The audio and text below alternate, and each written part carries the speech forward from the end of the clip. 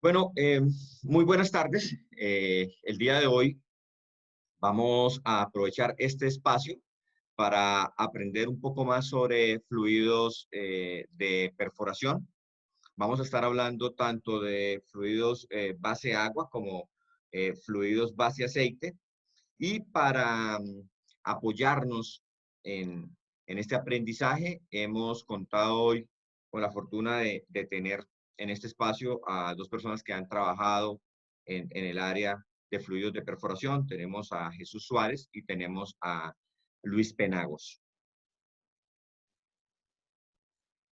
¿Cuáles son las funciones del lodo de perforación? Eso que hace que sea tan importante el fluido de perforación en nuestras operaciones. Pues primero tenemos que hay que generar presión hidrostática y eso lo hacemos con ese fluido de perforación. Necesitamos transportar a la superficie los sólidos generados durante la perforación. Necesitamos mantener los sólidos en suspensión cuando no se está circulando el lodo. Hay que lubricar la broca y la sarta de perforación. Hay que sostener las paredes del pozo. Hay que transmitir energía hidráulica al sistema. Energía hidráulica que nos servirá tanto para perforar, por ejemplo, cuando estamos haciendo la perforación en rocas que no sean duras, y para transmitir también energía hidráulica cuando llevamos en el fondo equipos como motores, como sistema rotary steerable o cuando tenemos turbinas en el fondo para perforar. Y debe servirnos también de medio para transmitir señales de fondo a superficie y viceversa. No sé, Luis y Jesús, si creen que se me escapa alguna de esas funciones del lodo de perforación y que pudiéramos mencionarla acá. Sí, Wilson, yo pienso que una de las principales funciones que debemos tener clara es que nos permita perforar, que es finalmente el objetivo y que para mí es la función principal, así suena un poco redundante, es que nos permita perforar, porque varias veces se cae en el error de que diseñamos fluidos para cuidar otras cosas del pozo o para mantener algunas propiedades esenciales del fluido, por ejemplo, para poner para citar algún ejemplo, la tixotropía o la reología del lodo. A veces creamos fluidos tan viscosos que no nos permiten generar el performance que queremos tener durante la perforación. Entonces, lo que tenemos que tener en la cabeza inicialmente es que tenemos que diseñar un fluido que nos permita perforar. Y anexo a eso, las propiedades que Wilson acaba de citar. Qué interesante, Luis. Mire que en alguna ocasión recuerdo no se podía perforar. Se creía que la broca estaba con un lodo base agua con alto contenido de polímero y se creía que la broca se estaba embotando, se sacaba la broca de superficie, estaba limpia y lo que resultó era que el polímero estaba tan alto que generaba como una capa en el fondo que impedía que la broca perforara. La solución fue muy sencilla, fue adicionarle lodo, adicionarle agua al lodo. Así se redujo la concentración de ese polímero y se pudo perforar. Pero a veces, de verdad, pensando en tantas cosas en el lodo, olvidamos lo obvio, y es que debe permitirnos perforar. Eso no sé si tenga alguna acotación. Sí, claro, claro, totalmente de acuerdo con ambos.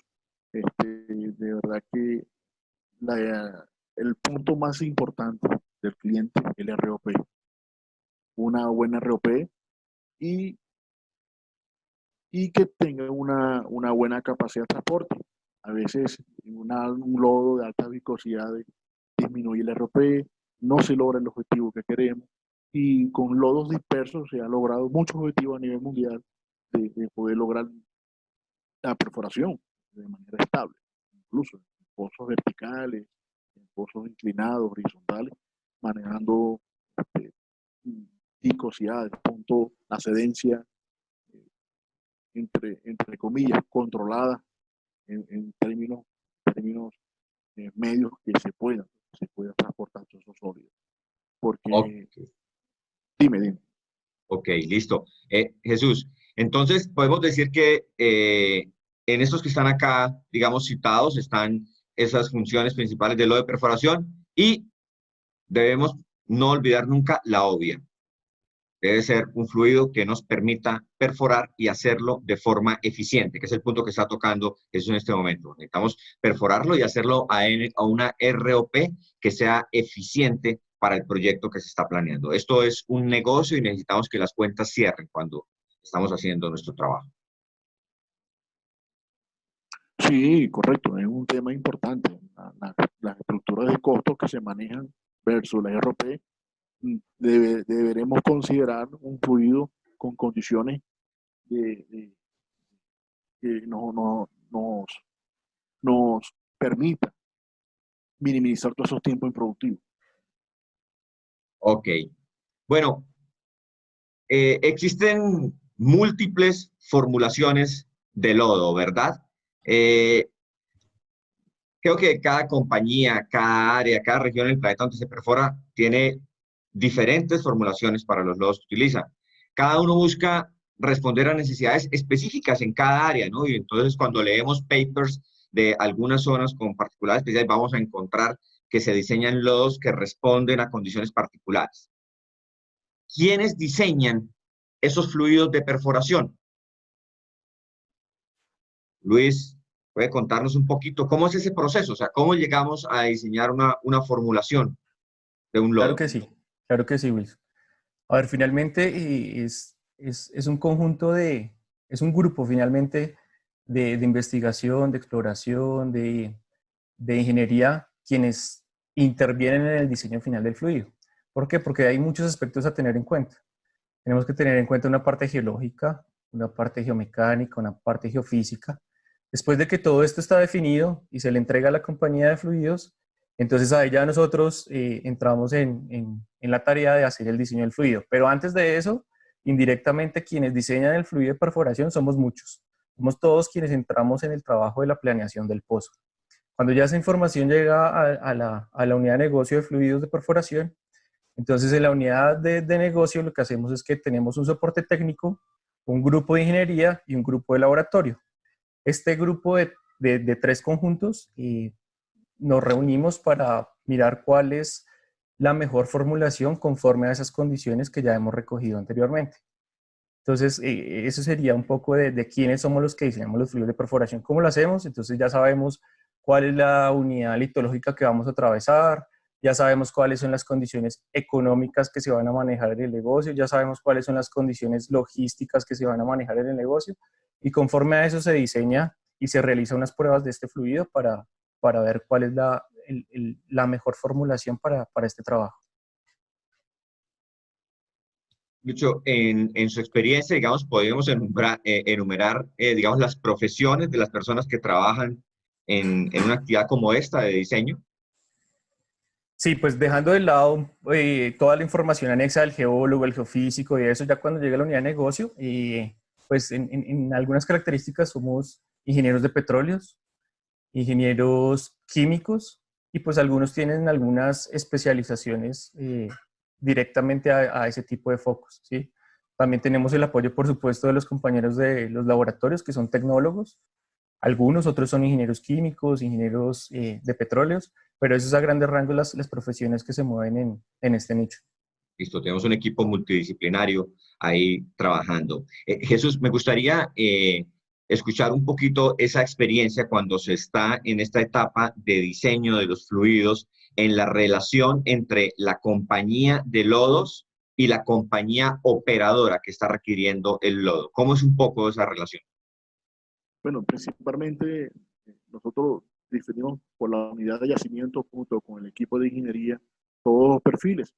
Debido a esa definición que se estudia, aunado a la estructura de costos, nosotros hacemos las propuestas generales, ¿verdad? Generales luego que nosotros recibimos del cliente el programa de perforación como las mejoras, pues, agregándole ciertos aditivos para que todo sea mejor. O sea, no solamente vender el producto por vender, sino la mejoría de toda la trayectoria, de toda la perforación y tomando en cuenta la parte operacional, es decir, el equipo de superficie, la operadora, eh, con un buen diseño de fluido, un buen diseño de lodo, podemos lograr el objetivo y evitar todos los problemas que se pueden presentar en los yacimientos que nos toca realizar el trabajo. Ok, listo, de acuerdo. Podemos decir que de alguna forma la compañía operadora tiene una necesidad para perforar un pozo, tiene su equipo que trabaja también, que tiene, digamos, algunas ideas sobre lo que se necesita, y hay una compañía de lodos que ofrece respuestas a esas necesidades de esa compañía. En el momento en que se empieza a trabajar, prácticamente se pasa a ser un solo equipo entre la compañía operadora y la compañía de lodos que está ofreciendo sus servicios. Cada tipo de fluido tiene características que le generan ventajas y desventajas frente a otro tipo de lodo. O sea, no todos son ventajas ni todos son desventajas en un fluido. No nos van a sacar hoy de esto. Entonces, vamos a empezar hablando de lodo base agua. ¿Cómo definimos un lodo de perforación base agua, Luis?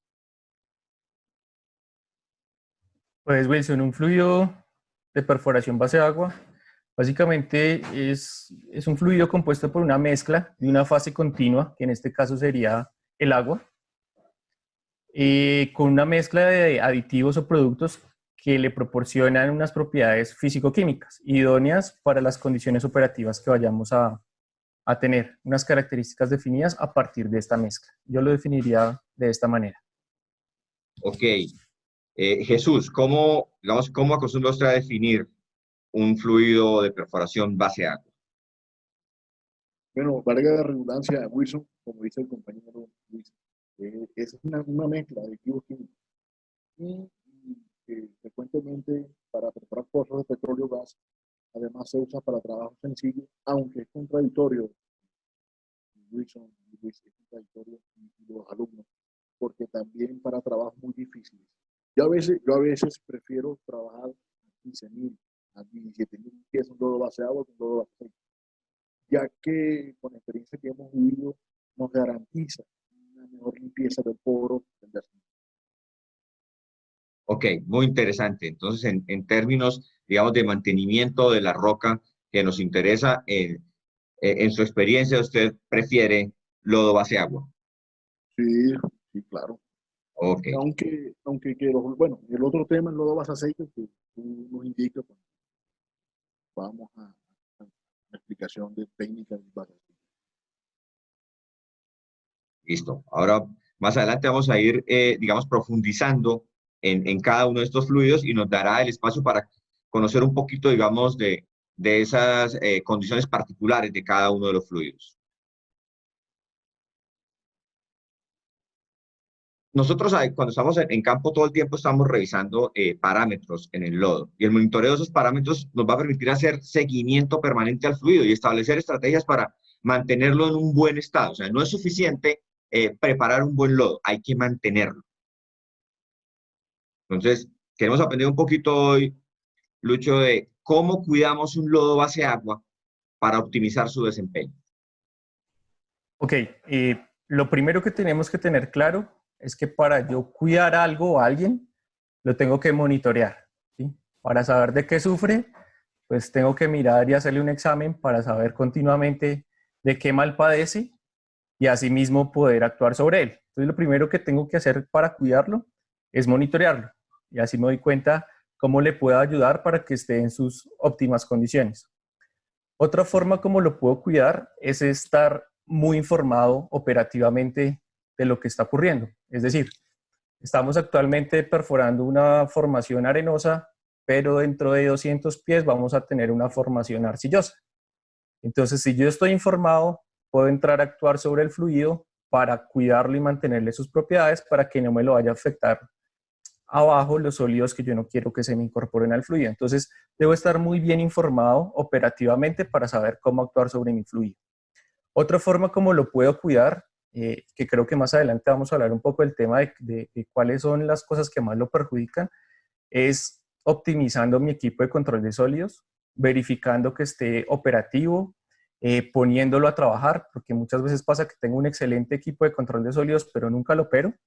Entonces debo verificar que cuente con unas muy buenas shaker, que las mallas no estén rotas, que esté trabajando con un muy buen performance, saber que mis tanques no tienen paso, que está funcionando la trampa de arena, que tengo mi servicio de mud cleaner funcionando, que tengo unas centrífugas decantadoras en buen funcionamiento.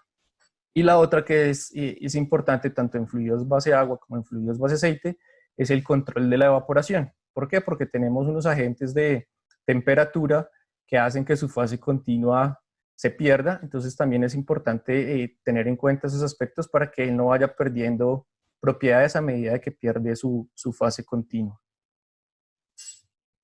Ok, Jesús, ahora tocaba el tema acá, Luis, del tema de control de sólidos. En algunas ocasiones se tiene una compañía que está encargada del lodo y otra compañía que está encargada de todo el tema de control de sólidos. Y en otros contratos es la misma compañía la que se encarga tanto del lodo como del control de sólidos. En su experiencia, ¿cuál es el escenario preferido? ¿Que una sola compañía se encargue de todo o tener una compañía por separado para cada actividad? Mira, ese es un tema muy importante, Wilson. Eso es de verdad que es cuestión de responsabilidad, ¿verdad? Puede ser ambas diferentes compañías o la misma, pero que haya mucha seriedad, mucha responsabilidad, porque somos un equipo de trabajo y a la hora del té, como decimos nosotros, salimos perjudicados. Y sí es verdad, como dice el amigo Luis, no solamente tenemos unos buenos equipos, tenemos operadores pendientes con esa retorta, ese porcentaje sólido que ellos hacen y que nosotros también lo hacemos. Aparte, la hidratación permanente, dependiendo de la ROP, dependiendo eh, la temperatura, su dilución de agua, es una parte muy clave, la adición de agua. Y aparte de todo, el potencial hidrógeno. Mucha gente se olvida de ese tema, el pH. En el lodo a base de agua, el pH es muy importante. Es, pero la vida va a ser. Y bueno, de verdad que nosotros hemos manejado en la compañía la misma empresa en control de sólido y fluido y no hemos tenido problemas. Y también hemos tenido problemas. Eso es así, porque es cuestión de humanos, es cuestión de ingeniería, es cuestión de responsabilidad. Porque yo creo que es más delicado cuando somos un solo grupo y cuando son dos empresas, porque lo que buscamos es un cálculo, no es la idea es hacer un pozo sin problema, que se mantenga el fluido libre de sodio, o por lo menos minimizar ese mínimo número uno que está sólido. De verdad que yo tengo una especialidad en tipo de control sólido, que es un checker, centrífuga de baja y alta. Es un tema muy bonito, es un tema muy importante. No es solamente cambiar mallas, no, ya la cambié, ya listo, no. Es saber qué tipo de malla vamos a usar en cada sección. Saber qué cantidad de agua, porque a veces los técnicos parecen bomberos, agregan agua o agregan diésel para mantener la limpia y eso también tiene un control. Luis, estamos escuchándole un poco lejos. Para cerrar, creo que hay tres cosas acá que deben ser fundamentales. Entonces, la primera, podemos llamarlo profesionalismo. Independiente de cómo sea el contrato, hay que ser profesionales. Segundo, trabajo en equipo. Creo que cuando no trabajamos en equipo empiezan a aparecer problemas. Y tercero, siempre detrás de los equipos, de las máquinas, por así decirlo, hay personas haciendo que esas máquinas funcionen. Podemos tener la máquina más moderna, muy bien diseñada, pero si las personas que están detrás de estas máquinas no hacen el trabajo de forma correcta, pues tendremos problemas.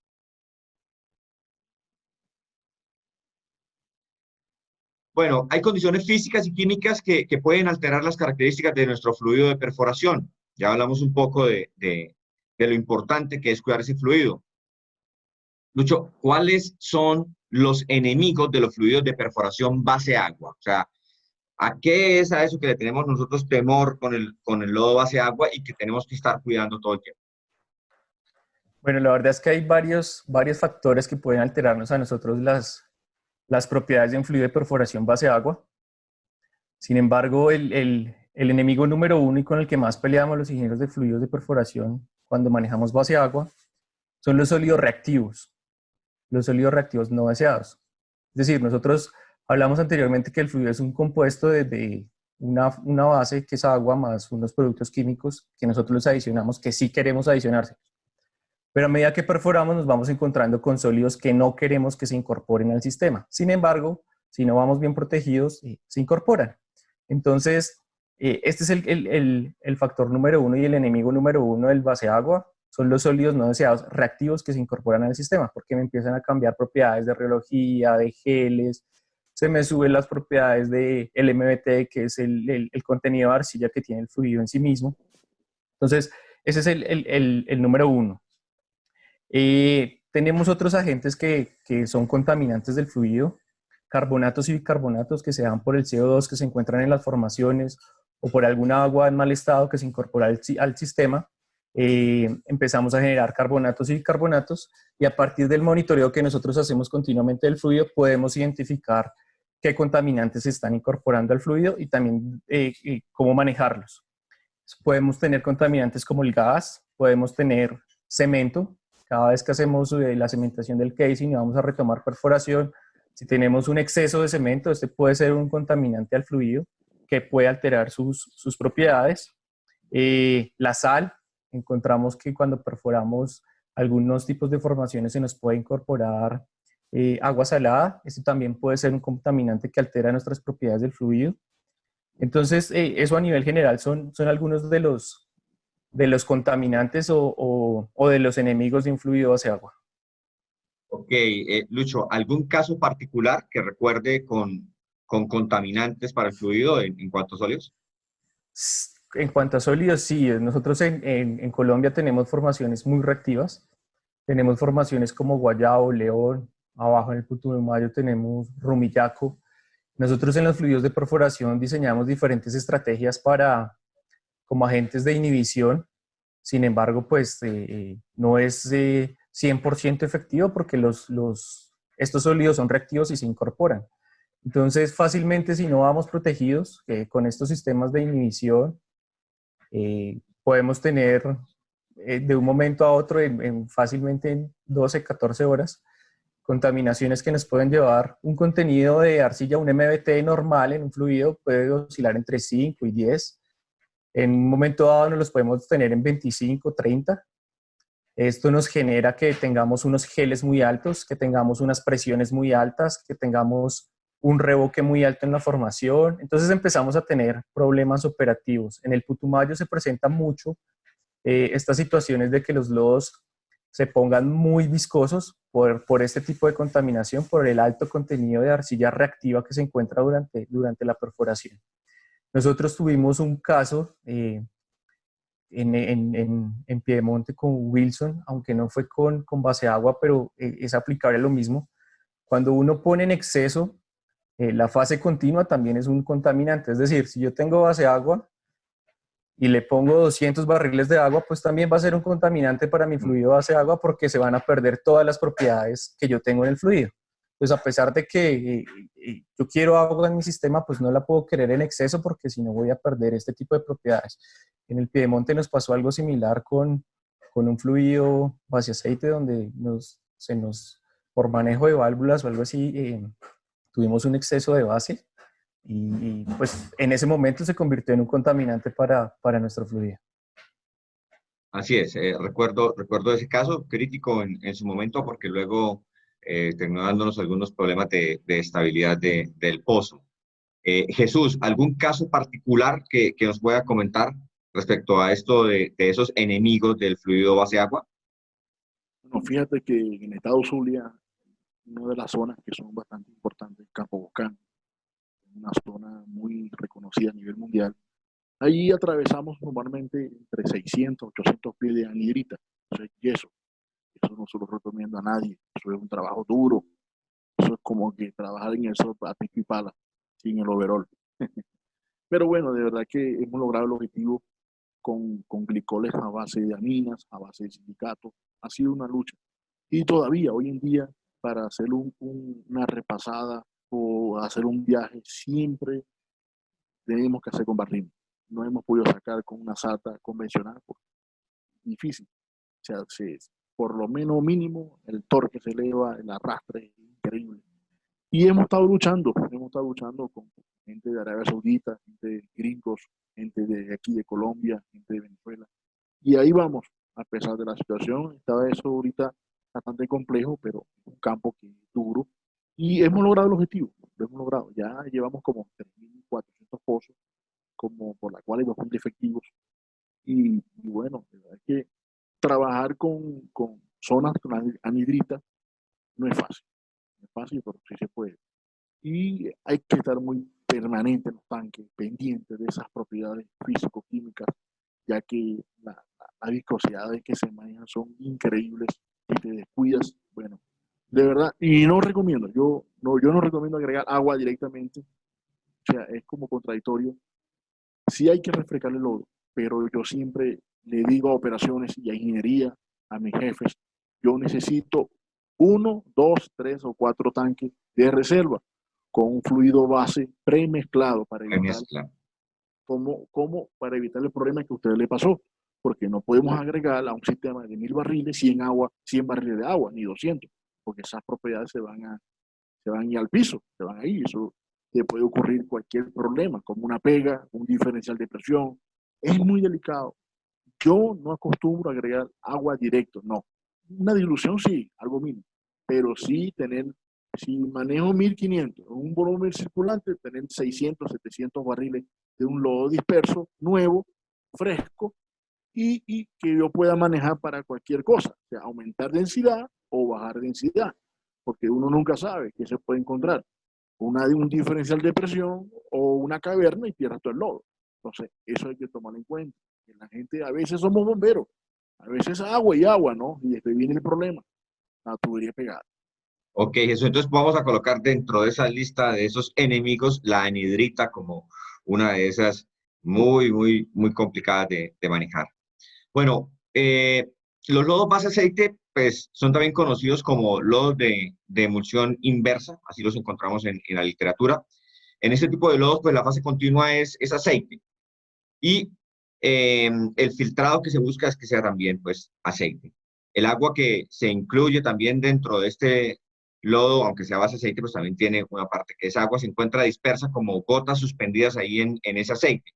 Y pues para que el agua esté estable dentro de esa fase continua, hay que usar emulsificantes. Lo que tenemos ahí es una emulsión. Eh,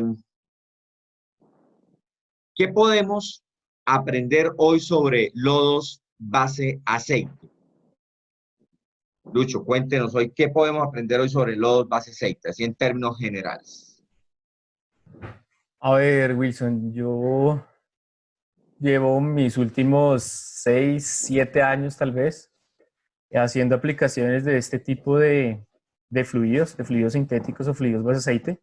Como usted lo nombró, son emulsiones inversas que uno cuando lee la literatura y cuando tiene este tipo de conversaciones no puede imaginarse muy fácilmente cómo es tener agua, aceite mezclados y haciendo circulación en un pozo, sobre todo cuando uno está en la universidad no alcanza a asimilar. Si más o menos se puede uno imaginar un sistema de circulación en base a agua, pues mucho más difícil es asimilar una circulación con fluidos base aceite. Entonces lo primero que tenemos que entender es que esta agua que hace parte del fluido, del fluido base aceite, es una salmuera, ¿sí? Es una sal que va incorporada dentro del agua y se mezcla con la base, que en este caso es un aceite, que a partir de un emulsificante permite que estos dos se encuentren en una misma emulsión y así se puede trabajar con ella. Entonces es una emulsión donde su componente disperso es la salmuera. ¿Qué podemos aprender hoy de los fluidos base aceite? ¿Por qué se utilizan fluidos base aceite y no se utilizan fluidos base agua? Principalmente porque donde se utiliza este tipo de fluidos son pozos donde el hueco queda expuesto por mucho tiempo, porque tenemos altas presiones, altas temperaturas, porque tenemos formaciones muy reactivas. Entonces nos evitamos estar peleando con uno de los enemigos que nombramos anteriormente, que son los que son los sólidos reactivos. Entonces, cuando yo ya tengo mi fluido base aceite, pues no voy a tener a gran escala el problema que tenía con mi fluido base agua, y es que interactúe estas arcillas o estos sólidos reactivos con mi lodo y me le cambie las propiedades continuamente. ¿Por qué? Porque este fluido se caracteriza por ser mucho más estable en el tiempo, se caracteriza por ofrecer unas propiedades que le generan al pozo una mayor estabilidad. Entonces, por eso se escogen este tipo de fluidos. ¿Por qué el fluido base aceite lleva a una fase salina? Porque nuestras formaciones también tienen sal, también tienen sales. Por donde nosotros perforamos también tienen un contenido de sal. Entonces, lo que hacemos es que a partir de los estudios que ha hecho la compañía operadora, nos suministra a nosotros cierta información de esta salinidad típica del lugar. Nosotros trabajamos con una salinidad similar a la que tienen las formaciones, para que entre ellos dos no exista una interacción, es decir, para que mi fluido no interactúe con la pared del pozo, y así tengamos un lugar mucho más estable, un pozo mucho más estable. Estos fluidos deben tener un manejo mucho más estricto que el que se tiene con un fluido base agua, y pues las preguntas que pueden surgir son muchas, pero a nivel general, los cuidados con esto somos mucho más estrictos, porque a esto no le puede caer agua, porque su principal contaminante es el agua. Yo lo que no quiero es que le entre mucha agua, sino yo tener una fase determinada, un porcentaje determinado de agua y un porcentaje determinado de base en este fluido. Entonces, los cuidados a nivel del rig, del equipo, son mucho más altos para mantener las propiedades de este fluido. Ok, Jesús, en términos de costos, si comparamos un fluido base aceite sencillo, básico, con un fluido base agua sencillo, básico, ¿qué tanta diferencia hay en costos?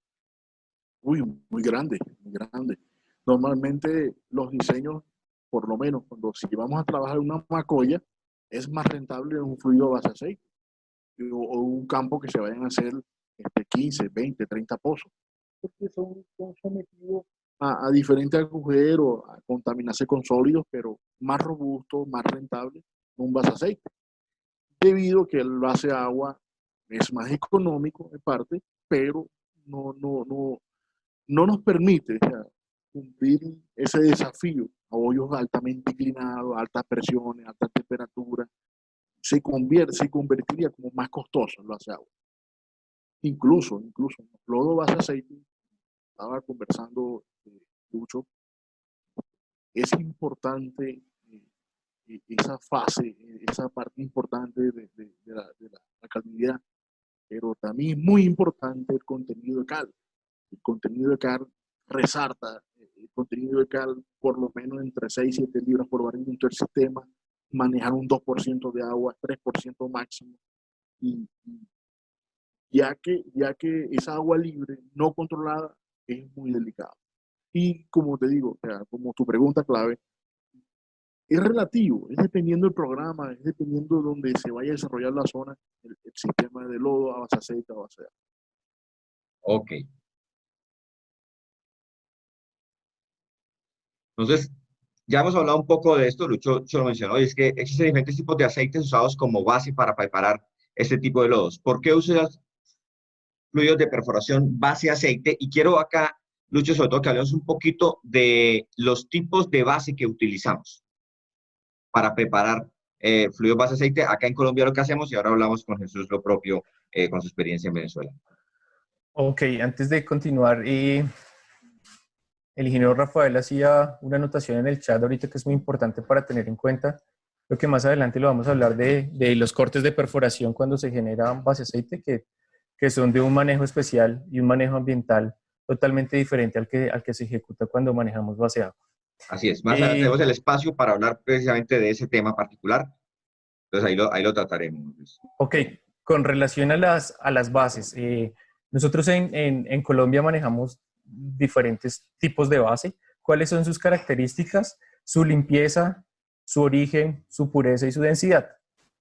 Entonces, conforme a donde nos vayamos a dirigir, pues asimismo es la inversión que puede hacer la compañía operadora para ir hacia este lugar.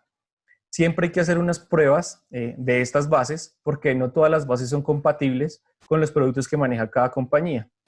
Y también se han dado algunos eventos donde se han utilizado unas bases equivocadas porque tienen un contenido de parafinas muy alto que a cierta temperatura se pueden segregar y se pueden dar a conocer y pueden generar unos problemas grandísimos que también han sido experiencias que se han visto en el Piedemonte, por ejemplo. Entonces, estos tipos de fluidos varían en sus densidades. ¿Por qué varían en sus densidades? Por su nivel de octanaje, por su nivel de pureza. Entonces, nosotros hemos manejado bases de 6.6, 6.7, 6.8, 7, 7.5 densidad. Entonces, dependiendo también el bolsillo del cliente, pues asimismo también se trabaja. Y también, pues, por supuesto, las propiedades que queramos tener en el fluido. Lo primero que tenemos que hacer es ver si son compatibles con los productos que nosotros vamos a manejar. Otro aceite que se maneja es un aceite recuperado, ya que los cortes de perforación se envían a una planta externa y en esta planta externa lo que hacen es un tipo de deshidratación, entre comillas, lo secan y el residuo líquido de este proceso lo retornan a los pozos y lo utilizamos también como para fabricar otro fluido, pero entonces él ya viene con otras propiedades, ¿no? Ya viene con un poquito más de sólidos, viene con una densidad mayor, tiene unos agentes residuales de agua, tiene unos agentes residuales de productos químicos. Entonces, a nivel general, esas son las bases que normalmente uno maneja en pozo, una base limpia o una producto del dryer de los cortes y dependiendo del bolsillo del cliente y de la compatibilidad de lo que estemos buscando en el pozo. Ok, gracias. Jesús, durante mucho tiempo nos llegaba fluido base de Venezuela. Ese no es un escenario que tengamos ahora. O sea, ustedes han tenido una industria muy, muy grande en cuanto a lodos de perforación. ¿Cuáles eran esos fluidos base, digamos, típicos allá en Venezuela para trabajar lodos base aceite? Originalmente nosotros hemos trabajado durante toda una vida con basa LP90 o LP90E. Es un fluido bastante limpio, libre de sólido, muy robusto. Nosotros, bueno, en esos tiempos lo producimos en la refinería de Cardón, Yamuay, y de verdad que muy noble. En algunas veces se usaba gasoil, pero eso, bueno, cuestión de ambiente, el ministerio no se permitía, pues, incluso más económico el diésel. Y ya que el sistema LP90E y LP90, la basa, que es la fase continua, de verdad que logramos muchos objetivos y de verdad que logramos alcanzar hasta 20, 30, hasta 35 pozos con el mismo lodo, sometiéndolo a limpieza con un mecanismo, con un sistema mecánico para minimizar sus sólidos. Ok, digamos que Normalmente, ese sería como el esquema, digamos, por decirlo de alguna forma, reciclaje de ese lodo, ¿cierto? Y que nos da una ventaja para poder utilizarlo en múltiples pozos. sí, claro, por lo menos yo recibí un lodo con un contenido de sólidos mínimo entre 15, 20, 25, no mayor de 30, porque ya sería ya un lodo ya de perforación como activo, pues. Entonces, Cargado. siempre, sí, sí, sobrecargado. Entonces, siempre antes de yo recibir un lodo en la locación, yo tomaba la actitud y la malicia de hacer las pruebas de sólido. Cuando uno recibe un lodo reusado o reciclado, lo primero que debe hacer es una retorta y una y dos si es posible, porque viene de manera estática y tiene otro comportamiento cuando se somete a los agitadores. Ok, gracias, Jesús. Bueno, el mantenimiento del lodo de perforación es un trabajo que hay que hacer todo el tiempo, ¿no? Como lo comentábamos, igual con el lodo base agua, pues con el lodo base aceite también es importante, es clave para el buen desempeño del fluido. ¿Cuáles son los parámetros que debemos cuidar en un fluido de perforación base aceite, Luis? ¿Cuáles son esos que todos los días monitoreamos y qué parámetros normalmente buscamos tener?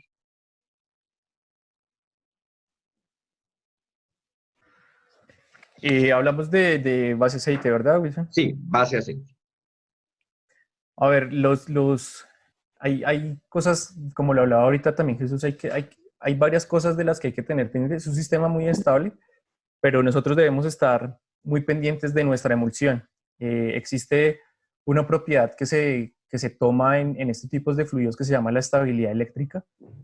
Esta estabilidad eléctrica nos da un indicativo de qué tan fuerte es mi emulsión, es decir, qué tan bien está adherida esa agua a mi fase continua, que es el aceite.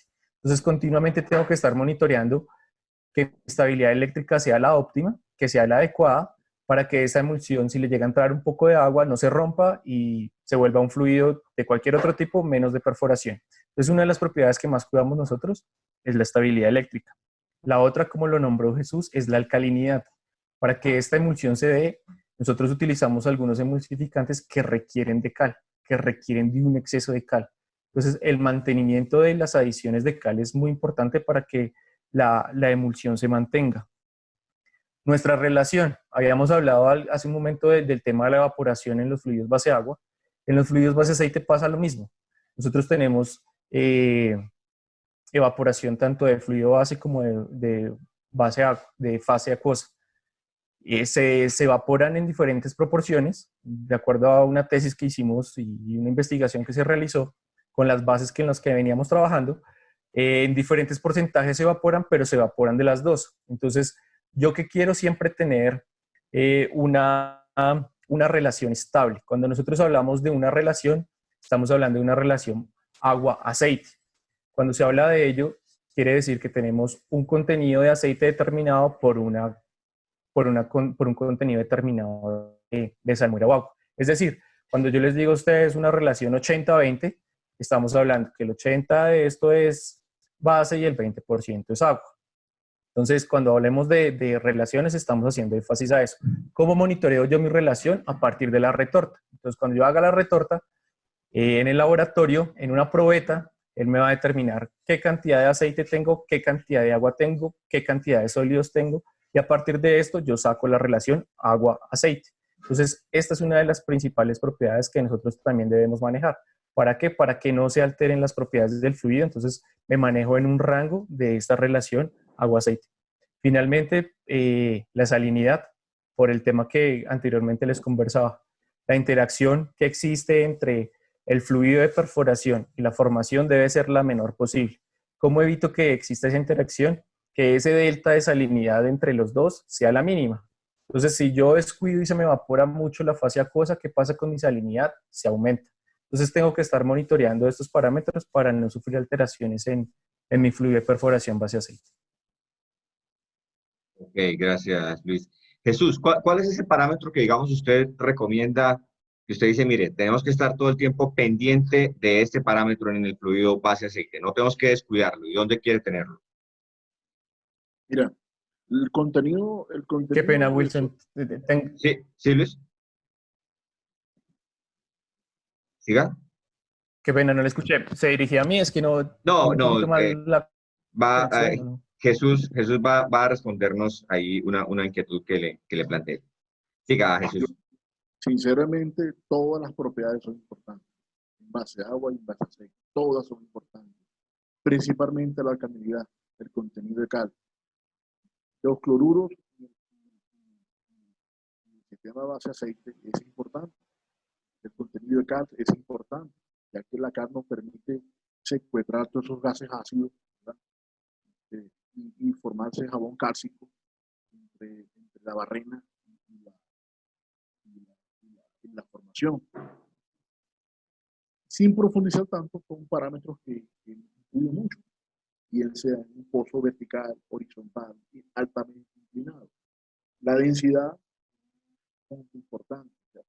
Normalmente, a nivel mundial, las propiedades físico-químicas, tales como la densidad y la viscosidad, son claves. Porque tú, cuando haces una densidad y cuando tú mides una viscosidad de embudo, ahí vas a ver el resto de los demás parámetros. Por supuesto, hay que analizarlo con el multi, todo lo que es la cadencia, todo lo que son los contenidos de textura, estabilidad, todos esos puntos que nos pueden afectar, y ya que el fluido base aceite se caracteriza por un fluido recargado de sólido, eso hay que cuidarlo.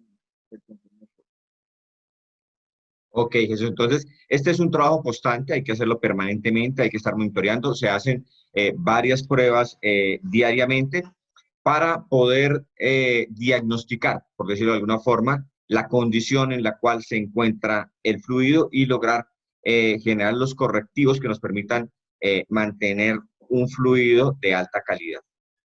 Wilson, quiero recomendar algo a todo el equipo de trabajo, a los alumnos, a todos, no solamente hacer pruebas en el sistema de activo. Yo recomiendo hacer pruebas en la salida. Es importante hacer pruebas en la salida, en un clínico, agarrar su taza y hacer todas las pruebas, las propiedades físico-químicas en la salida, porque todo es bonito a la entrada, pero es importante la salida, porque es donde nos da la característica principal y comportamiento ante ser sometido por un clínico. Con respecto a los sólidos, incluso con las propiedades químicas, debido a todo a la travesía durante la preparación que podemos encontrar. De acuerdo, Jesús, gracias. Bueno, no podemos, digamos, pasar esta presentación sin hablar del tema ambiental. Reducir impacto ambiental generado por las operaciones de nuestra industria, la industria del petróleo, es un compromiso fundamental. No podemos pararnos a hablar de que nuestra industria no genera impacto ambiental, porque estaríamos mintiendo. Nuestra industria genera impacto ambiental como lo genera cualquier actividad humana. Todas las actividades humanas generan impacto ambiental. Así que, en términos ambientales, ¿qué cuidados especiales debemos tener con los fluidos base aceite? Luis ya había empezado a mencionarnos el tema que en el chat lo puso Rafael. Así que, Luis, por favor, coméntenos un poco respecto a esto del tema ambiental con estos fluidos.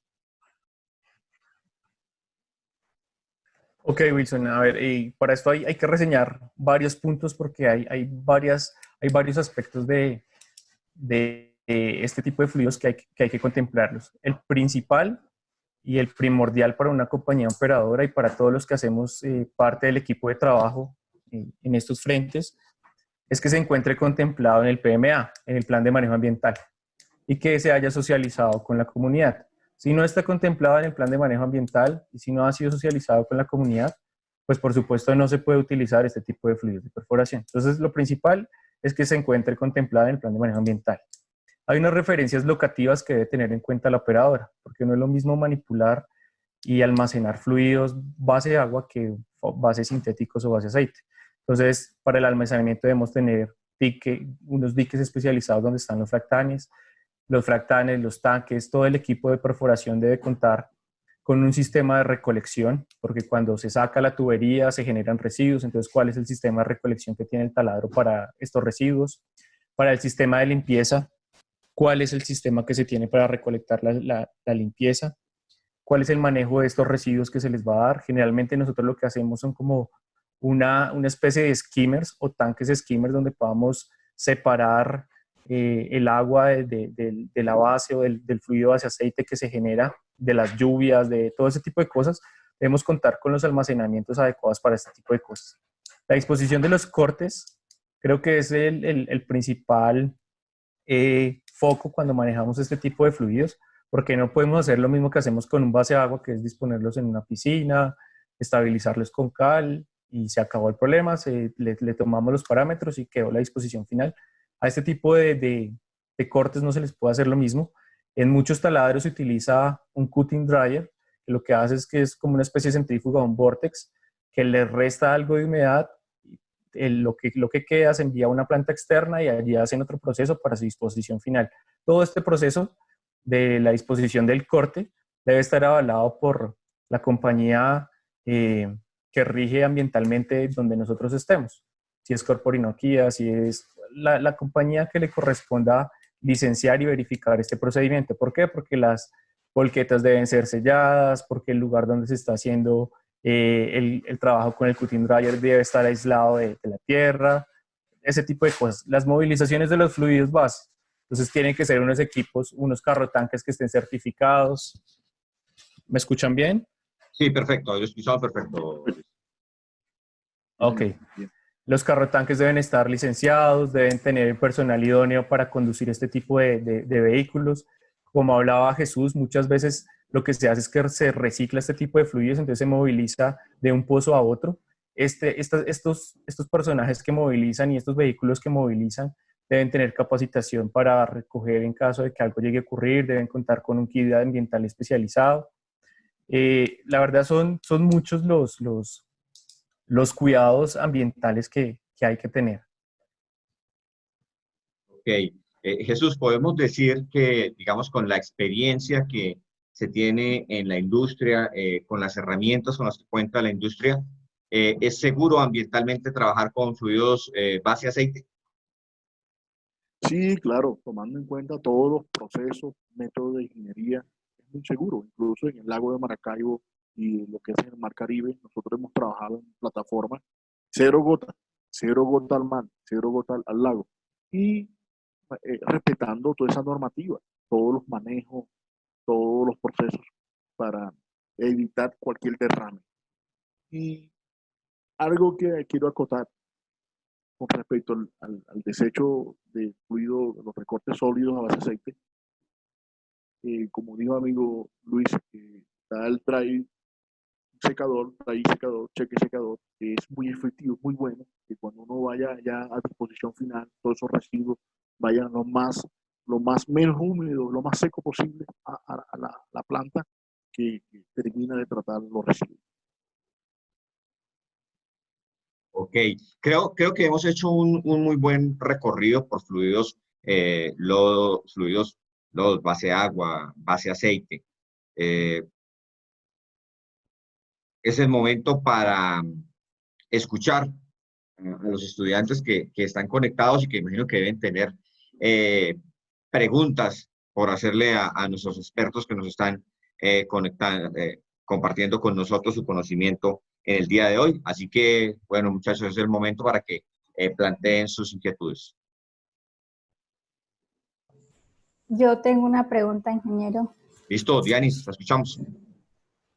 Por lo menos aquí en Colombia, hablando de los fluidos base aceite, base agua, ¿cuáles son los más utilizados en la industria?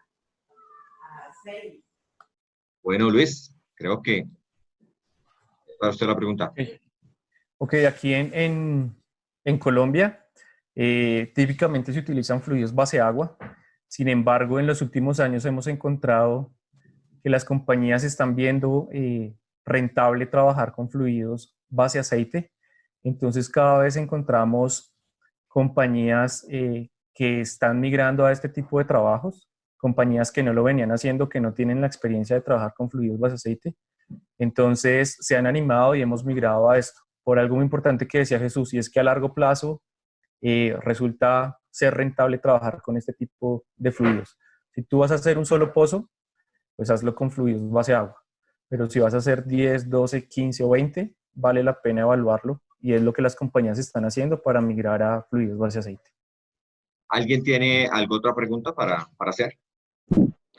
Sí, una pregunta, disculpen. Es que el ingeniero, pues Rafael, él dijo que a veces se pedían dos o tres tanques, ¿sí? Cuando empiezan a pedir esos tanques, pues ustedes piden o es que la compañía pues los dan.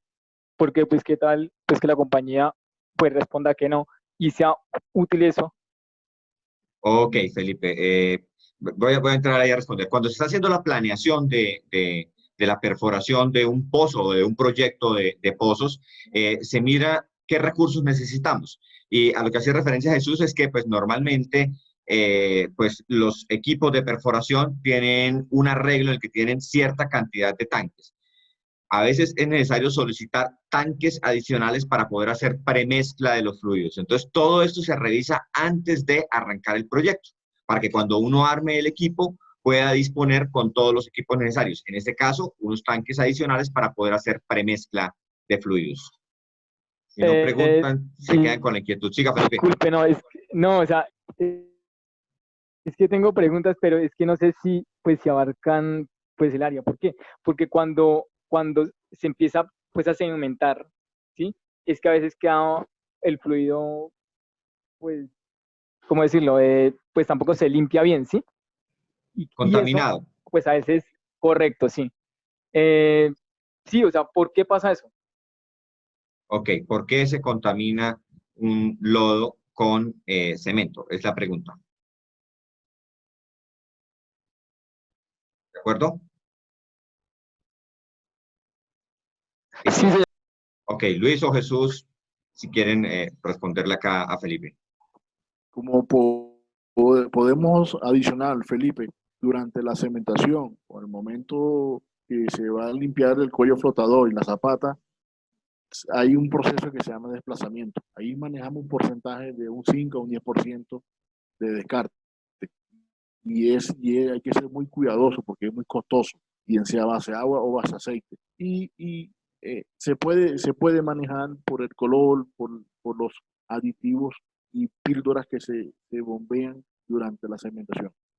Ya que cabe destacar que tenemos que tener tanques aparte de reserva, para que ese desplazamiento caiga allí ya al analizar, no un cálculo así, cálculo arbitrario, no, un cálculo de bombeo.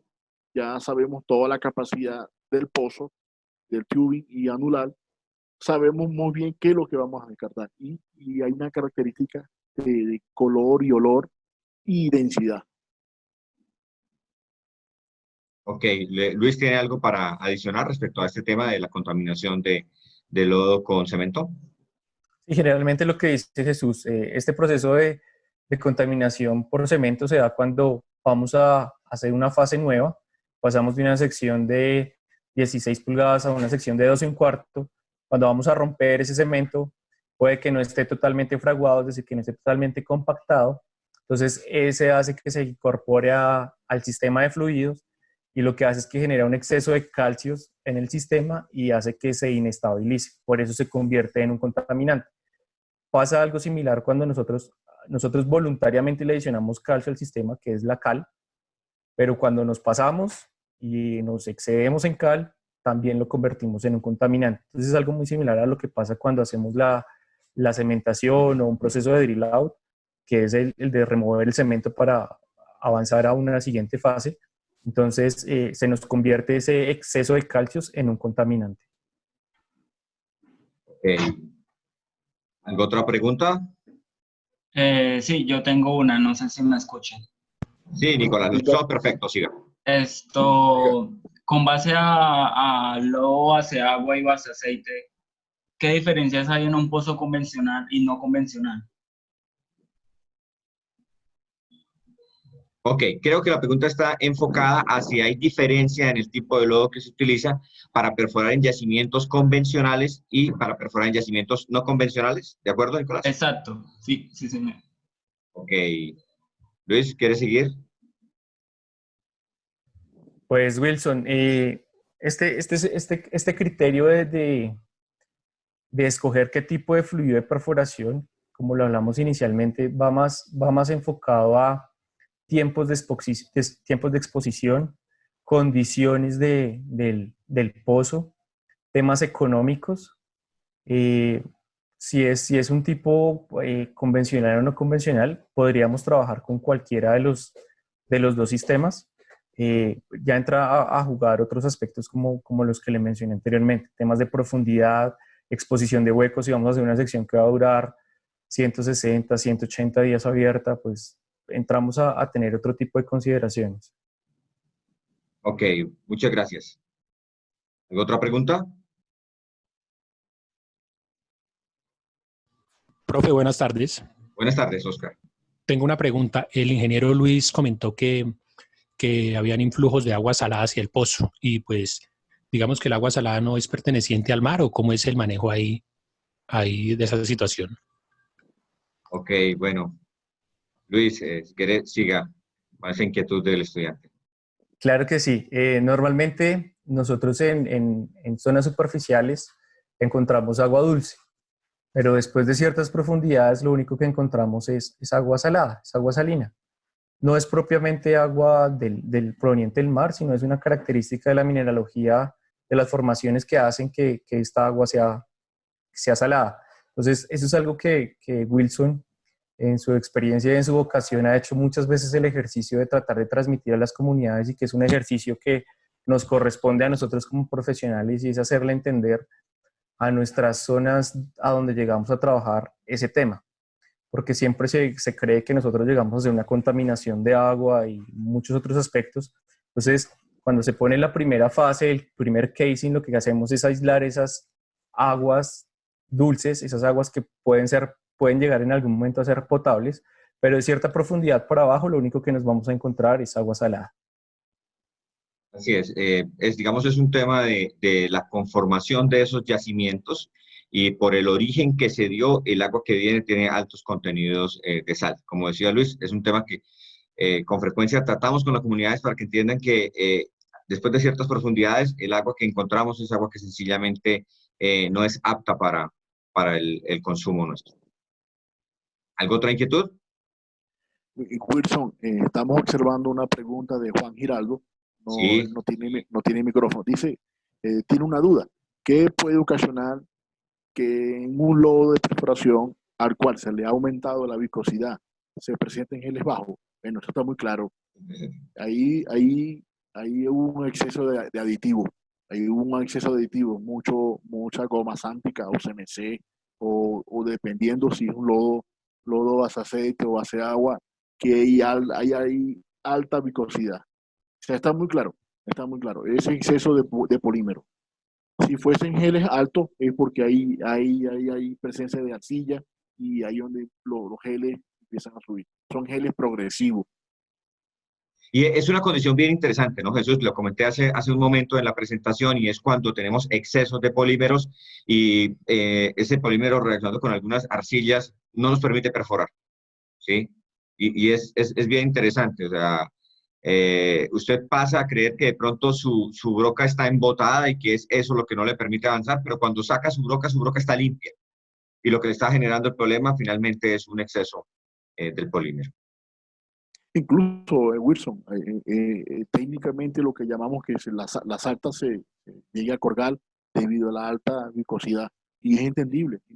Tenemos que manejar un parámetro nominal a base de pruebas de laboratorio, a base de pruebas de taladro, porque no podemos manejar, por lo menos en base a aceite, a viscosidades por encima de 60, de 70. Se podrían manejar en caso de una píldora viscosa para limpiar, o una píldora dispersa para relajar el fluido.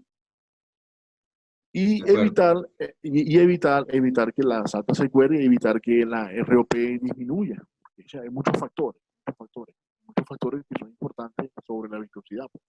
Y normalmente en los base agua manejamos entre 37 y 45, máximo 48. Y ya llegando a 50 ya no es rentable. Ya no es una propiedad física que nos sea de beneficio. Ok, veo Rafael Manjarres acá por medio del chat nos dice que hablemos un poco del manejo de pérdidas y el manejo de los fluidos.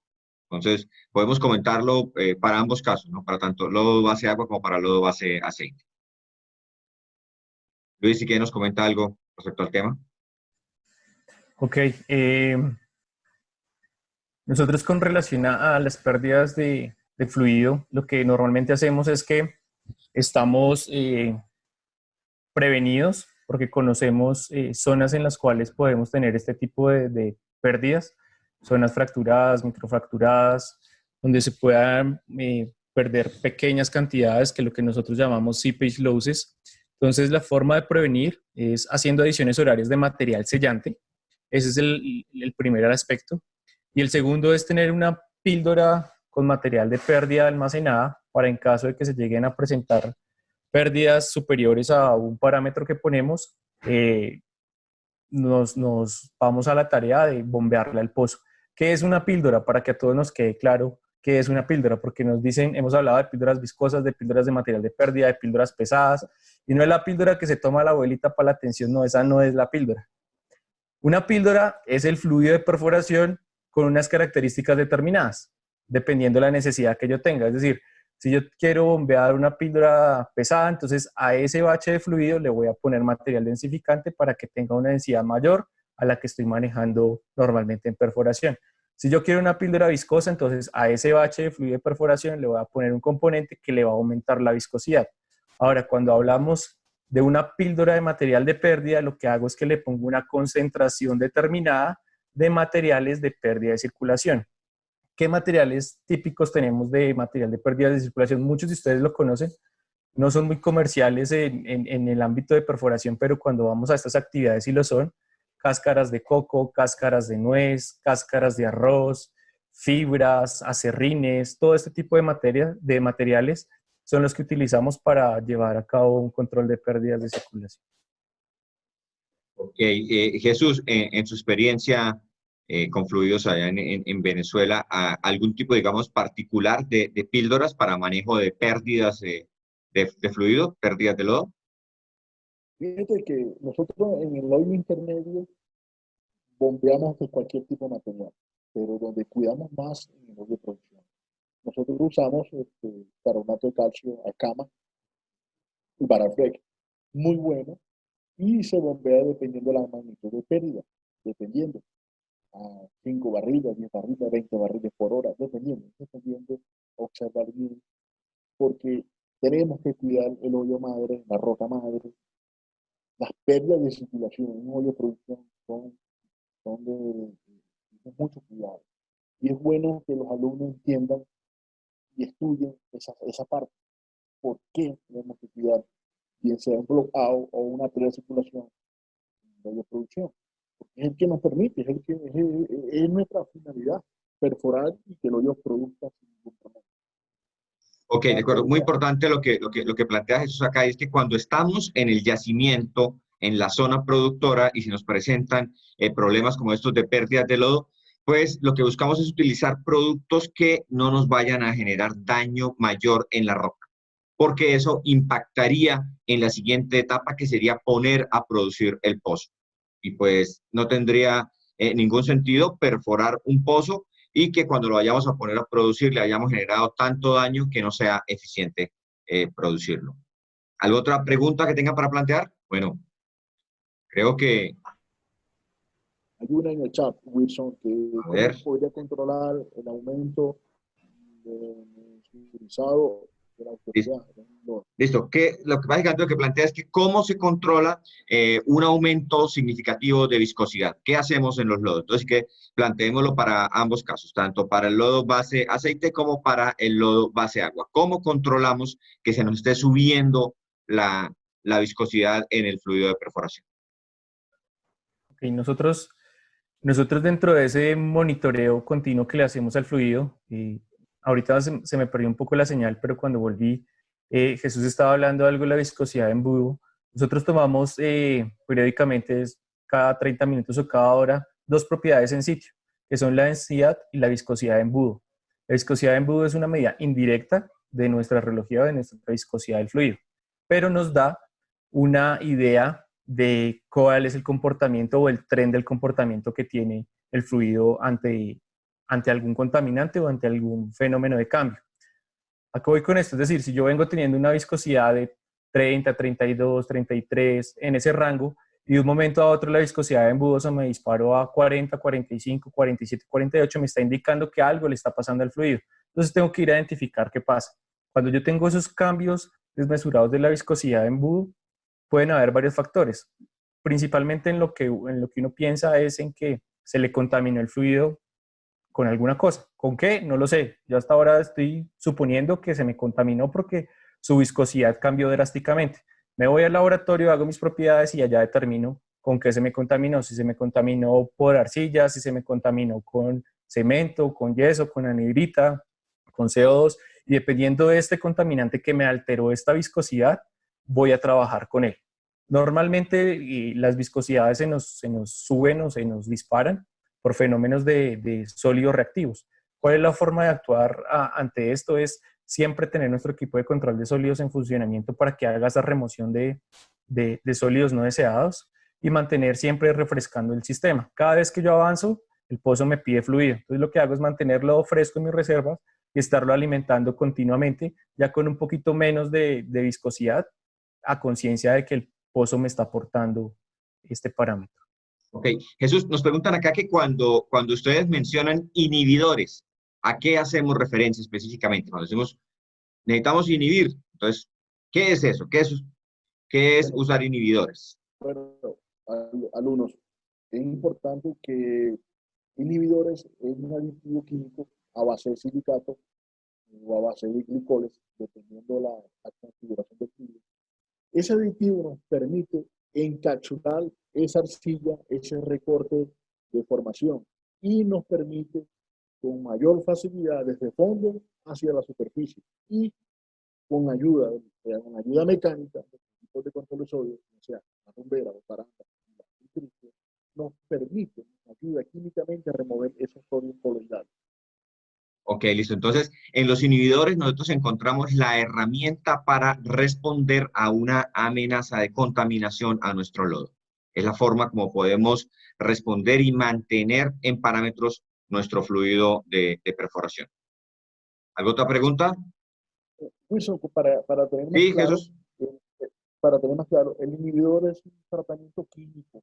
Mucho cuidado, los muchachos que investiguen, es un tratamiento químico, no solamente tratamiento mecánico, es un tratamiento químico que nos permite remover esos sólidos coloidales hacia la superficie, con la ayuda de los equipos de control sólido. Valga la redundancia. Hay que tomar en cuenta eso porque nos permite mantener el rango de CMDT. Y bueno, es un tema bastante complejo, bastante científico. Yo los invito a que profundicen más su estudio en la parte de glicoles y la parte de lo que es el NDT. Ok, Jesús, le estamos escuchando un poquito lejos, Jesús.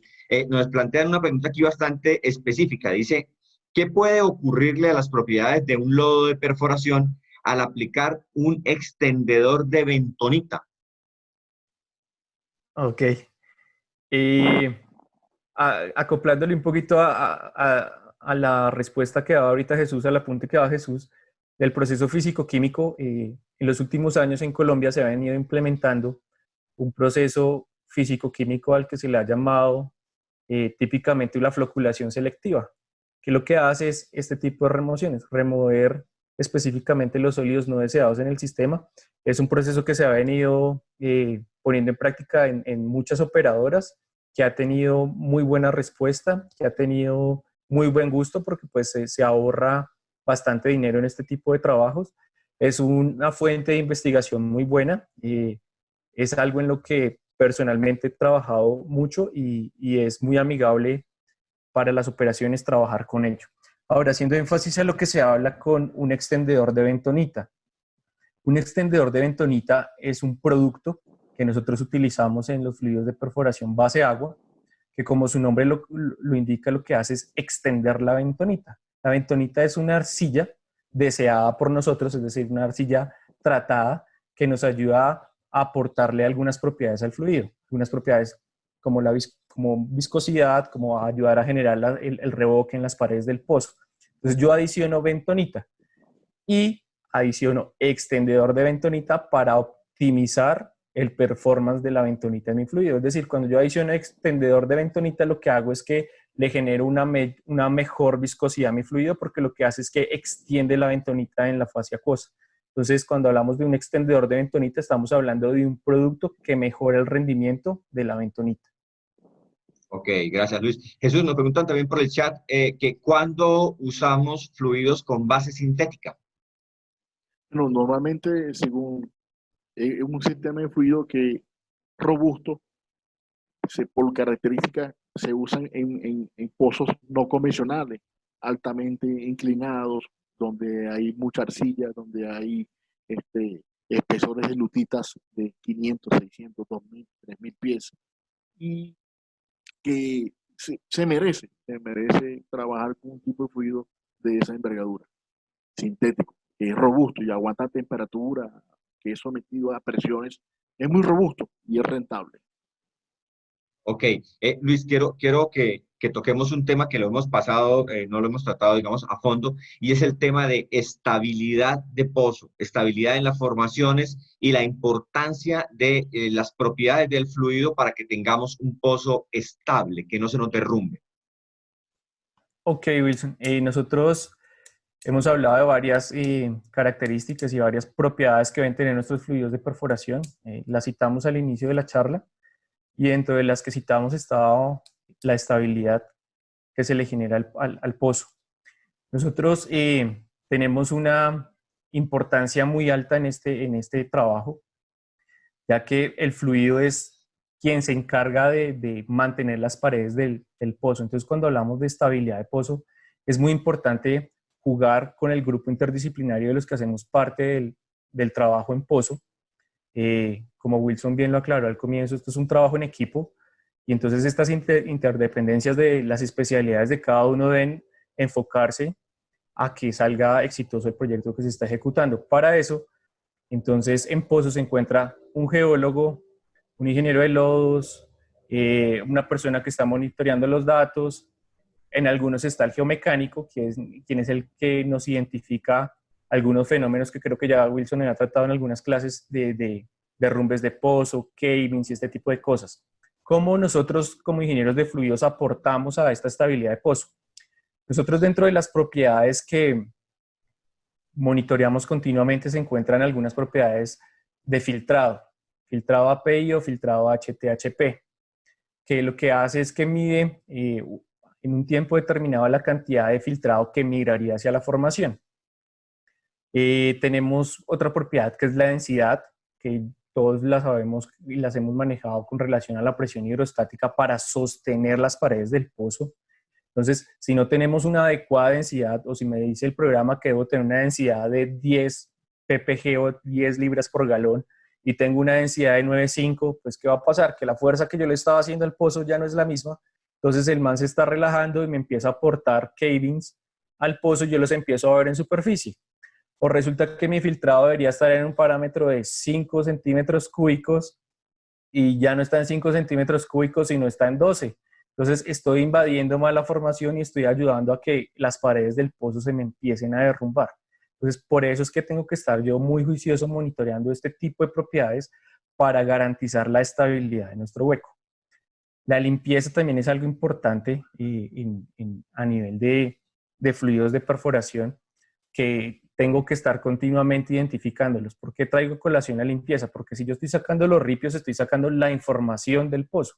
Entonces, si estoy sacando los cortes a superficie y estoy viendo que me están saliendo cavings alargados o que me están saliendo cavings retrabajados, o si estoy viendo que me están saliendo blocosos, o a partir de esta definición de lo que yo estoy viendo en superficie, puedo determinar cómo puedo atacar yo desde mi fluido de perforación para aportar a esta estabilidad de pozo. Ok, Jesús, nos están planteando otra pregunta acá por el chat y es respecto a píldoras para manejo de pega diferencial.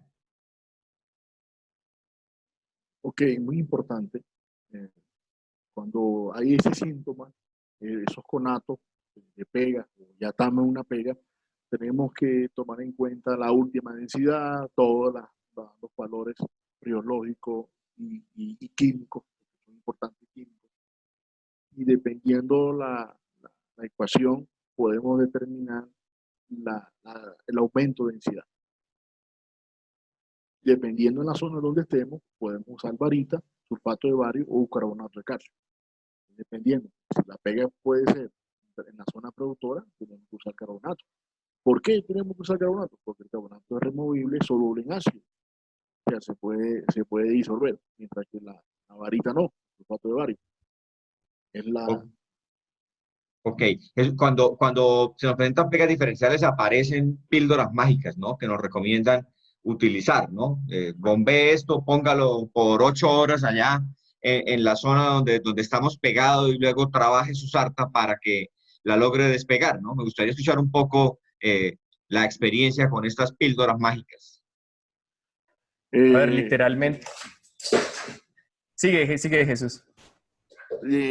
Cuando hablamos de adicionales aditivos, por lo menos en este caso el Black Magic o el concentrado, entonces, dependiendo de lo que exige el cliente, dependiendo de lo que esté en programa y dependiendo todos esos valores que hay físicos y que resumimos en una conclusión de trabajo, la mesa de trabajo, agregamos la cantidad de libras por barril dependiendo la magnitud y el tiempo. A veces el tiempo está la relación entre la operadora, el company man, el cliente y nosotros como empresa de fluido. Tenemos que tomar esa decisión concreta para evitar las pérdidas de horas de talado. Ok. Luis, creo que tenía alguna acotación ahí al respecto de las píldoras mágicas. Sí, Wilson, literalmente ya Jesús citó las píldoras. Ok, listo. Creo que tiene problemas con la conexión. Luis, Jesús aprovechó, nos hace una pregunta y dice, ¿qué propiedades aumentan o disminuyen cuando se perfora una formación inestable? Creo que básicamente un tema de aumentos y que lo comenta usted respecto a qué nos afecta cuando tenemos formaciones inestables. Ok, la pregunta es, ¿qué tan importante? El punto No, esa la la pregunta. primera, no, miremos primero la que nos habla respecto a cuando se perforan formaciones inestables, ¿qué se nos puede afectar? ¿Sí? Bueno, eso es muy importante. Cuando hablamos de una perforación inestable en el hoyo intermedio, estamos hablando de lutitas. Cuando hay una presión hidrostática o una diferencia y hay relación que nos influye el ECD, tenemos que tener mucho cuidado con ese recorte, porque si es triangular, si es puntiagudo, si es sobretrabajado, como habló Luis, hay que tomar en cuenta eso, porque tenemos que allí trabajar sobre la densidad, en ese caso. Si es en una zona que es inestable, porque hay unidades de gas presentes entre 2000 y 3000, en zonas productoras tenemos que trabajarla muy bien con el carbonato y pendiente con su reología, porque nos permite lograr esa estabilidad que deseamos para que podamos continuar la perforación.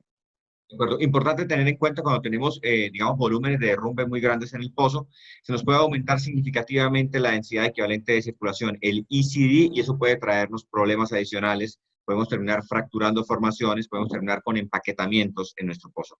La siguiente pregunta que plantearon es la que hacía referencia a Jesús, y es que, ¿qué tan importante es el punto de cedencia en los lodos para la perforación? Es muy importante, es algo clave para todos y que no quede oculto. El punto cedente nos permite la capacidad de transporte. Es algo parecido, es parecido a la viscosidad, pero no es así. El punto cedente nos implica cuando el lodo esté estático, comportamiento, porque si no tenemos retención de sólidos, se nos precipitan, ahí es donde podemos tener, encontrar un relleno o producir una pega de tubería. Ok, Luis, ¿algo para adicionar respecto al punto cedente? Sí, qué pena, Wilson, me quedé sin red un Tranquilo. ratico. A ver, esa pregunta es muy interesante porque algo que compete mucho a la ingeniería de fluidos de perforación es la reología. Y si buscamos en la literatura, y los invito mucho a que investiguen porque es un tema bastante extenso y bastante interesante. Se habla mucho de algunos modelos reológicos, de donde se sacan todas estas teorías del yield point, el yield stress, que la lectura de 600, que de 300, que de 200, de la lectura del reómetro, hago referencia a esto. Entonces, en esos hay muchos ires y venires, hay mucha teoría, buena, mala, pero lo que le arma a uno la realidad de la tixotropía o de la reología específica para un proyecto es la experiencia. ¿Por qué? Porque no siempre un alto yield point es bueno para limpiar un pozo. ¿Por qué? Porque cuando yo tengo fluidos, pozos direccionales o con ángulos superiores a los 60 grados, pues ya no me funciona muy bien tener un yield point muy alto. Entonces, eso lo veo yo a través de las simulaciones que nosotros podemos hacer a través de los programas que manejamos o a través también de la literatura. Allí me funciona mejor es tener un fluido un poquito más relajado para que me genere algo de turbulencia en esta zona. Ya cuando llego yo a la vertical, podemos tener una pildorita viscosa que ayude a arrastrar, es decir, que tenga un yield point o una cedencia más alta para que en esta parte vertical me lo pueda arrastrar. Entonces, los invito mucho a que lean, investiguen. Es un punto muy importante. Jesús tiene mucha razón que siempre hacemos referencia al yield point con temas de limpieza, pero hay que ser prudentes con el tema de que siempre que yo tengo un alto yield point, o siempre que tengo un alto punto de cedencia, tengo una buena limpieza. Tenemos que irnos al pozo y mirar cuál es nuestra mecánica del pozo, cuáles son nuestras especificaciones para saber si es adecuada la reología o el yield point que voy a tener. Siempre hablamos del yield point como la relación entre la lectura de 600 y 300, pero los invito a que no siempre aislemos estas lecturas o que aislemos este fenómeno del yield point, porque lo que debemos tener en cuenta como reología es todo el tren de las lecturas, toda la curva que ella nos genera para saber qué es lo que más se acomoda a nuestro pozo al que estamos trabajando. Me parece muy bien, Felipe, ¿no? No, ¿cómo que? Luis. Luis, me parece muy bien porque muchos nos olvidamos de ese tren de lectura y los invito, incluso a los company, a los alumnos, a todos, estudiar la ley exponencial, lo que es el exponente N y K. Mucha gente se olvida. ¿Qué es eso? No sabemos qué es, como que algo más en el reporte. Y entonces esa parte exponencial es muy importante porque a veces esos numeritos nos importan dentro de la sarta y fuera de la sarta. Así es, creo que ahí es clave todo el tema de comunicación, ¿no? Y cuando trabajamos como equipo, digamos que tenemos unos valores establecidos como seguros para trabajar y son los que estamos todo el tiempo chequeando y si vemos variaciones, pues hablamos y miramos cómo hacemos para controlarlos cuando estamos trabajando. No sé si tengan alguna otra pregunta para cerrar ya, digamos, esta charla del día de hoy. Sí, buenas tardes, Wilson. Siga, Rafael. Buenas tardes. Sí, hablando acerca del tema que estabas comentando, lo importante es la información, ¿no? La información que todos manejemos para que en caso de que haya una variación, pues la podamos detectar rápido, tanto de la parte de lodo como la parte de la gente del taladro, como la gente de geología, para así poder tomar las medidas. En la medida que nosotros podamos identificar algún cambio, ya sea de la formación o ya sea de algo del equipo, que a veces sucede de válvulas, adiciones, todo eso que puede fallar, pues vamos a poder tomar las medidas necesarias y pues el impacto va a ser mucho menor. Entonces, en la medida que manejemos toda la misma información, sepamos para dónde vamos y cuál es el objetivo y cuáles son los planes alternativos, pues vamos a tener mejores resultados. De acuerdo, Rafael. Nuevamente llegamos al tema del trabajo en equipo, ¿no? Es fundamental. Tenemos que ser equipo y hay que construir equipo, ¿no?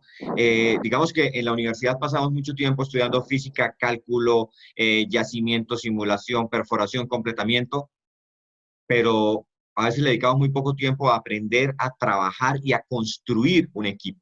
Y eso va a ser muy, muy importante cuando estemos enfrentados a un proyecto retador. Tenemos que aprender a trabajar en equipo y a aportar en esos equipos lo mejor que tengamos. Escuchar es fundamental. Escuchar a los compañeros, escuchar al pozo. ¿Qué nos está diciendo? Esa es la forma como podemos responder adecuadamente ante los problemas que nos puede presentar en un pozo. Bueno, quiero agradecer a Jesús y a Luis que dispusieron hoy su tiempo para compartir con todos nosotros su experiencia y su conocimiento. Ojalá este primer experimento que hacemos invitando expertos de líneas específicas ayude para que otros profesionales de otras líneas se animen a compartir con los estudiantes su conocimiento.